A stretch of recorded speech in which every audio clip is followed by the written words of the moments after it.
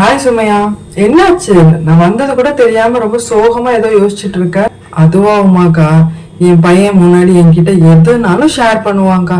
ஸ்கூலுக்கு போயிட்டு வந்தது, ஸ்கூல்ல நடந்தது, ஃப்ரெண்ட்ஸ் கூட விளையாடினது எல்லாமே சொல்லுவான். ஆனா இப்ப என்கிட்ட எதுவுமே ஷேர் பண்ண மாட்டேங்கிறாங்க்கா. நானே ஏதாவது கேட்டாலும் நல்லா தான் போச்சு, ஃப்ரெண்ட்ஸ் நல்லா தான் இருக்காங்க அப்படின்னு ஒரு வார்த்தையில ஆன்சர் பண்ணிட்டு போயிடுறாங்க்கா. இப்ப எனக்கு அது ரொம்ப மனசு கஷ்டமா இருக்கு. அவன் எப்படி ஃபீல் பண்றான், எப்படி இருக்கான்னு என்னால எதுவுமே தெரிஞ்சுக்க முடியலக்கா. அதுவா விஷயம்? சரி சரி, கவலைப்படாத. என் பையனும் இப்படிதான் இருந்தான். பட் இப்ப என்கிட்ட எதுனாலும் ஷேர் பண்றான் தெரியுமா? அப்படியே உமாக்கா, சூப்பர்க்கா. எனக்கும் சொல்றீங்க என்ன பண்ணீங்க?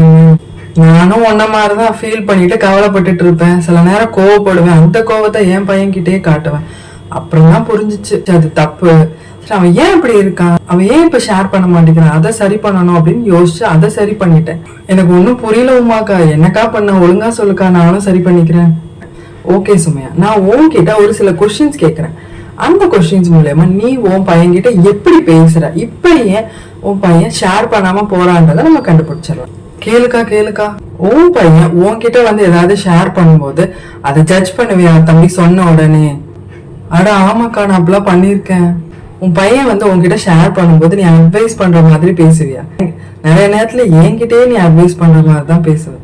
சரி சரி, டென்ஷன் ஆகாத, என் நல்லதுக்கு தான் சொல்றேன். உன் சின்ன பையன் பிறந்ததுக்கு அப்புறம் நீயும் உன் பெரிய பையனும் பேசிக்கிறது ரொம்ப குறைஞ்சிருச்சா, டைம் ஸ்பெண்ட் பண்றது? ஆட ஆமாக்கா, சின்னவனை பார்க்கவே நேரம் சரியா போயிருது. அதனால பெரியவனை நிறைய நேரத்துல கவனிக்க முடியறதே இல்லை. உன் பையன் எப்பயாவது பேச வரும்போது நீ ரெஸ்பாண்ட் பண்ணாம அவாய்ட் பண்ணிருக்கியா? வேலை இருக்கு அந்த மாதிரி. கரெக்டுக்கா. சின்னவன் தூங்கும் போதுதானே நான் ஏதாவது வேலையை பார்க்க முடியும். அப்ப வந்து இவன் ஏதாவது சொல்ல வரும்போது நான் அவாய்ட் பண்ணிருக்கேன்க்கா. கரெக்டுக்கா. அதுதான் விஷயம் சுமையா. இப்ப புரிஞ்சுச்சா ஏன் இப்போ உன் பையன் உன்கிட்ட எதுனாலும் ஷேர் பண்றது குறைஞ்சிருச்சுன்னு?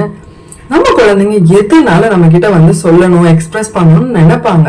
பட் அதை நம்ம லிசன் பண்ணாம உள்ள புகுந்து ஜட்ஜ் பண்ணாலோ அட்வைஸ் பண்ணாலோ அங்க கட் ஆயிடும் அவங்களுக்கும் நமக்கும் உள்ள ஒரு கம்யூனிகேஷன். நம்ம குழந்தைங்க எப்பவுமே சேஃபா ஃபீல் பண்ணணும். நமக்கு எதுனாலும் சொல்றதுக்கு நம்ம அம்மா அப்பா இருக்காங்க, நம்ம எதுனாலும் நம்ம அம்மா அப்பா கிட்ட ஷேர் பண்ணலாம் அப்படின்ற ஃபீலிங்கை கொடுத்துட்டோம்னாலே ஆட்டோமேட்டிக்கா நம்ம குழந்தைங்க நம்ம கிட்ட வந்து எதுனாலும் ஷேர் பண்ணுவாங்க.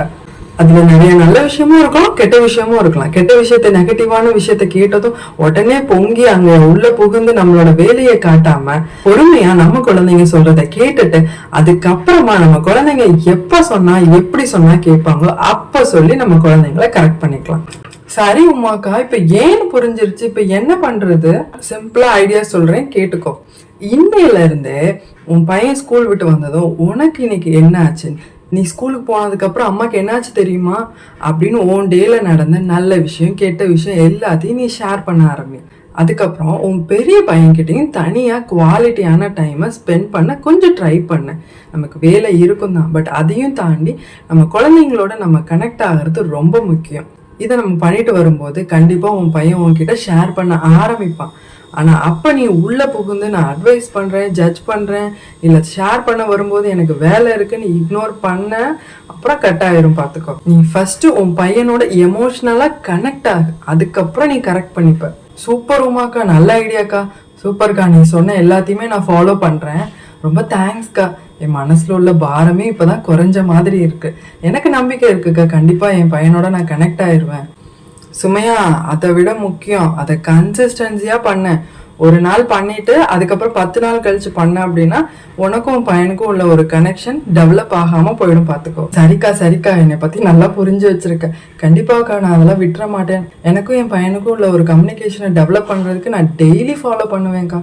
சரிக்கா, என் பையன் ஸ்கூல் விட்டு வந்துருவான், நான் போறேன்க்கா. குழந்தைங்க ஒரு விஷயம் சொல்ல வரும்போது அதை லிசன் பண்றோமோ, அதை ஜட்ஜ் பண்ணாம இல்ல அதை கிரிட்டிசைஸ் பண்ணாம கேட்குறோமோ, கண்டிப்பா நம்ம குழந்தைங்க நம்ம கிட்ட எதனாலும் எந்த ஒரு பயமும் இல்லாம ஷேர் பண்ண வருவாங்க. நம்ம கிட்ட இருந்து எந்த ஒரு அட்வைஸோ பெர்ஃபெக்ஷனோ தேவையில்லை. நம்ம குழந்தைங்களுக்கு நம்ம கிட்ட இருந்து நம்மளோட ப்ரெசன்ஸ் தான் தேவை.